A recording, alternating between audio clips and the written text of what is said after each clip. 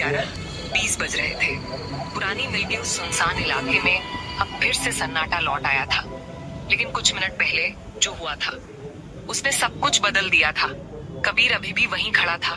उसके सामने जमीन पर पड़ी थी उस लड़की की लाश। वो लड़की जो सच बता सकती थी, जो शायद इस पूरे केस की सबसे अहम कड़ी थी, और अब वो मर चुकी थी। कबीर ने धीरे से अपने हाथों की तरफ देखा। खून ताजा, गर्म। उसने एक लंबी सांस ली और खुद को संभालने की कोशिश की। सोच कबीर, घबराने से कुछ नहीं होगा, वो खुद से बोला। उसने चारों तरफ नजर दौड़ाई। कोई नहीं था, ना कोई गाड़ी की आवाज, ना किसी के कदमों की आहट। लेकिन उसे पूरा यकीन था, जिसने गोली चलाई वो अभी कुछ देर पहले यहीं था, और शायद अभी भी आसपास ही हो। कबीर तुरंत खड़ा हुआ। उसने अंधेरे में दूर तक देखने की कोशिश की, लेकिन वहां सिर्फ खालीपन था। साइलेंसर, उसने धीरे से कहा, इसलिए आवाज इतनी धीमी थी। उसने वापस लाश की तरफ देखा। लड़की के चेहरे पर अब भी डर साफ दिख रहा था, जैसे आखिरी पल तक वो किसी से बचने की कोशिश कर रही हो। कबीर घुटनों के बल बैठ गया। उसने धीरे से लड़की की जेबें चेक की। कोई फोन नहीं, कोई पर्स नहीं, कोई पहचान नहीं, जैसे वो यहाँ आई ही थी सिर्फ मरने के लिए। कबीर ने दांत भींचे। प्लान्ड था, जिसे पता था कि ये बोलेगी, उसने पहले ही खत्म कर दिया। वो कुछ सेकंड चुप बैठा रहा, फिर उसे वो आखिरी शब्द याद आए, वो पुलिस में है। कबीर की नजरें सख्त हो गईं। अगर ये सच है तो मामला बहुत बड़ा है, लेकिन अब सवाल था वो क्या करे, पुलिस को बुलाए या नहीं। उसने जेब से फोन निकाला, कुछ सेकंड तक स्क्रीन को देखता रहा, फिर धीरे से फोन वापस रख दिया।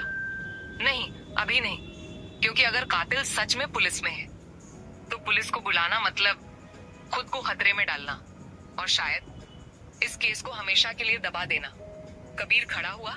उसने आखिरी बार उस जगह को देखा, फिर बिना पीछे मुड़े वहां से निकल गया। अगली सुबह Delhi police station. Inspector room में कुछ अफसर बैठे थे। टेबल पर फाइल खुली थी। Vikram Sehgal murder case, confession मिल चुका है।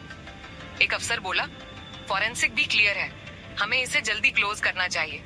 दूसरा अफसर बोला, मीडिया पहले ही इसे हाईलाइट कर रही है, जितना जल्दी खत्म होगा उतना बेहतर है। तभी दरवाजा खुला। अंदर आए एसीपी राणा, करीब 50 साल के, शांत चेहरा लेकिन आंखों में सख्ती। अपडेट? उन्होंने सीधा पूछा।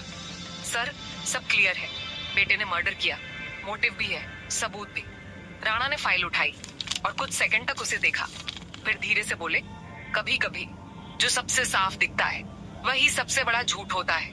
कमरे में हल्की खामोशी छा गई। लेकिन सर, यहाँ तो सब कुछ। एक अफसर बोलने ही वाला था, लेकिन राणा ने उसे रोक दिया। मैं बस इतना कह रहा हूँ, केस बंद करने से पहले एक बार और सोच लो। उसी समय कबीर अपने फ्लैट में बैठा था।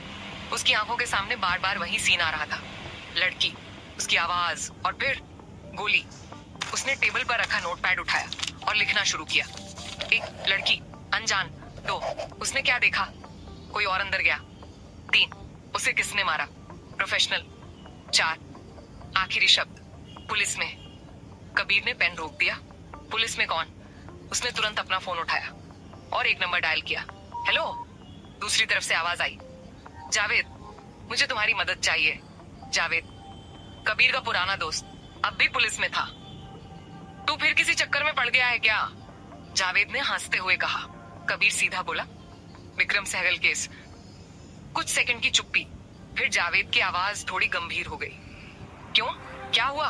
कबीर ने धीमी आवाज में कहा, ये केस वैसा नहीं है जैसा दिख रहा है। मतलब असली कातिल कोई और है। जावेद ने हल्का सा हंसकर कहा।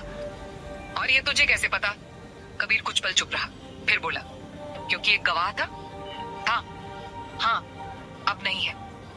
जावेद की आवाज अब पूरी तरह बदल चुकी थी। कबीर, तू क्या बोल रहा है? कबीर ने धीरे से कहा, कल रात उसे किसी ने मार दिया। फोन के दूसरी तरफ सन्नाटा छा गया। कहाँ? जावेद ने पूछा। कबीर ने जगह बताई। जावेद ने तुरंत कहा, मैं टीम भेजता हूँ। नहीं, कबीर ने उसे रोका। अभी नहीं। क्यों? कबीर ने गहरी सांस ली, फिर बोला, क्योंकि मरने से पहले उसने कुछ कहा था। क्या? कबीर की आवाज धीमी हो गई। उसने कहा, कातिल पुलिस में है, फोन के दूसरी तरफ फिर खामोशी। अब खेल बदल चुका था। अगर ये सच है तो कातिल सिर्फ बाहर नहीं अंदर भी है। और सबसे बड़ा सवाल, क्या कबीर सही इंसान पर भरोसा कर रहा है? जानने के लिए सुनिए गुमशुदा गवाह एपिसोड 3।